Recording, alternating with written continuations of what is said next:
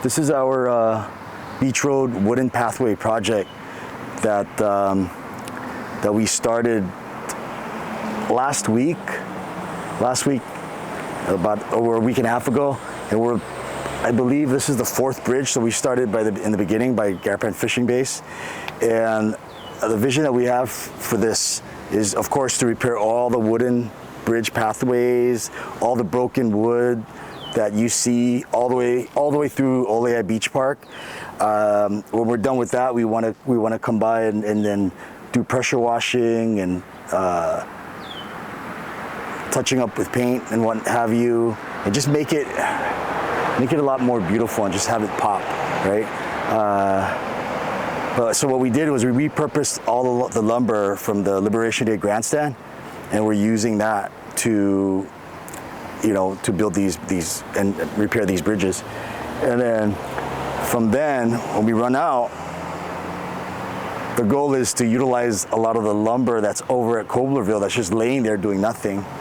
And of course, we got to go through the procurement process to obtain those lumber, or those 2x6, I believe, and then just fix everything alongside Beach Road.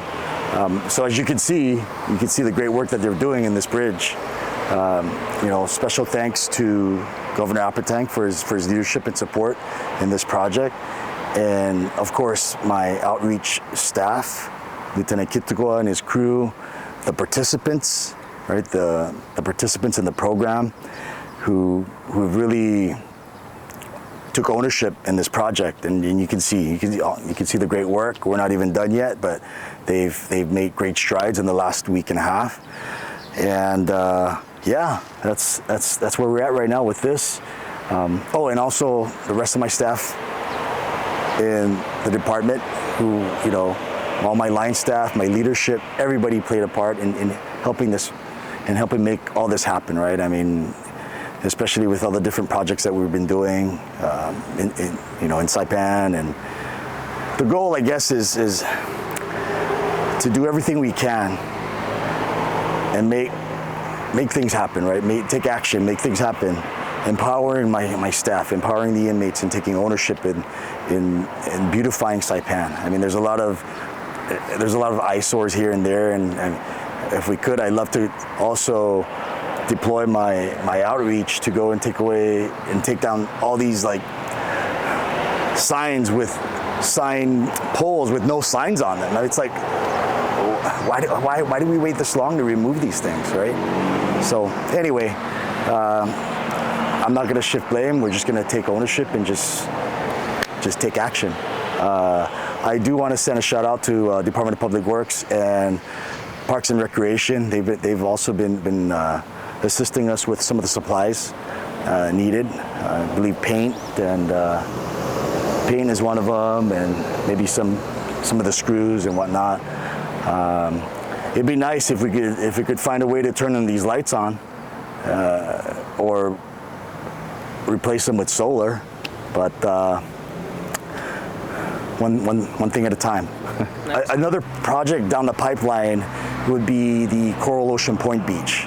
I know about a year ago, my outreach team went out there and removed about 7 trailer loads of trash. Old washing machines, old dryers, and just trash. They were illegally dumping there. So we removed it, and my team would go there every now and then to kind of remove what's there. And we were thinking, I sat down with Lieutenant Kitugua, and we were like, why don't we look at adopting Coral Ocean Point, right? Why don't we look at adopting it, because it'll probably help or mitigate people wanting to go there and illegally dump, because they'll see our crew there. They'll see that we're maintaining it, and if we do decide to move forward with adopting Coral Ocean Point Beach, I'm not sure what that beach is called, but it's right in front of the golf course, right by the water line. We want to maintain that, maintain the grounds there and just keep it trimmed, because there's so much brush. I took a drive there last weekend with my wife, and we're like, wow, this is beautiful. If we could just like maintain it and keep it pristine, we'll probably have more people wanting to come over there and enjoy the beach, right?